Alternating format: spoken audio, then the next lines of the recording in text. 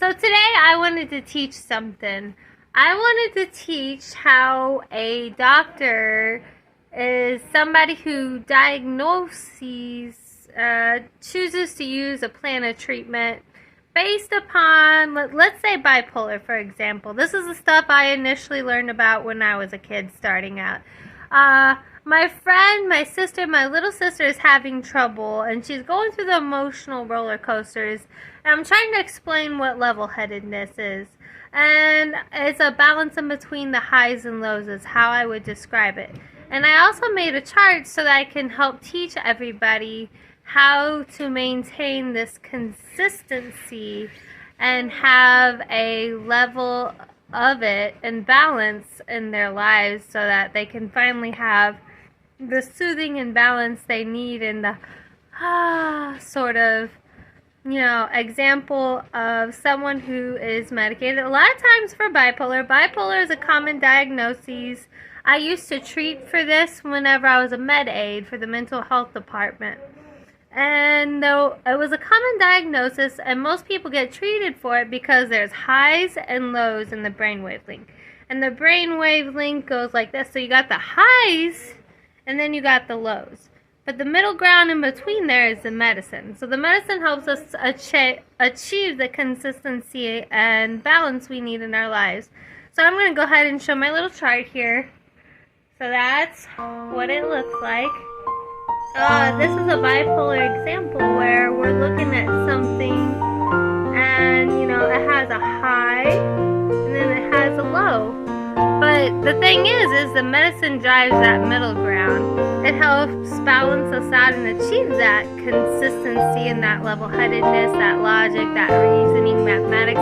All that is achieved through practicing math, though. Once we learn how to train our logic and reasoning, which algebra and geometry are very good ways to do this, regular word problems with the ands, ifs, ors, thens, And so basically training our logic is such a good tool for us. And because we develop a mathematical thought after that, see, we're very easily influenced by our actors, our singers and stuff.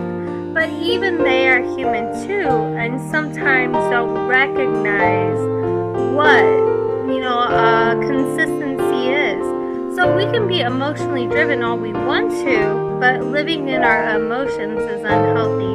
We feel our emotions and we live in them, but letting them control our day-to-day without logic or reasoning is a very bad thing to do, because we feel a lot of lows and highs, and those lows and highs can drive us to commit suicide, homicide, all these drastic things.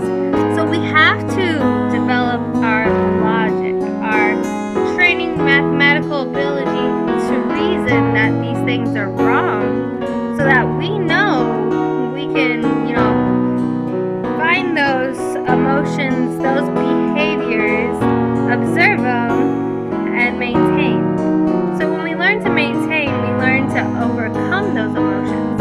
And when we overcome them, we're choosing to look at the emotion that's troubling us, observe it, and pick one correct behavior first, and how to maintain and achieve life balance and quality because of it. So we choose life-attaining behaviors and life-maintaining behaviors because there's reward in that. We're not breaking laws and going to prison, although sometimes I think I would trade my safety for it. But, the idea is to be a good citizen, to be, a Samaritan, per se. But you don't really get a payout all the time in this world because there's evil people trying to run the good people down. And that's a sad, sad thing, guys. Don't ever do that. That's just derogatory. It's very lame to prey on other people because they are good. So I want to see more consistency, more level-headedness for the world. I really believe in you guys. I hope you try to achieve it if you know anything about a good world at all.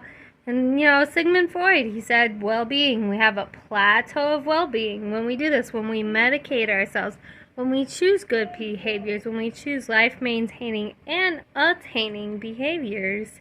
there's a payout and reward for the overall group. The animals usually in an ecosystem, and in this case human beings, So basically we win because we are doing this.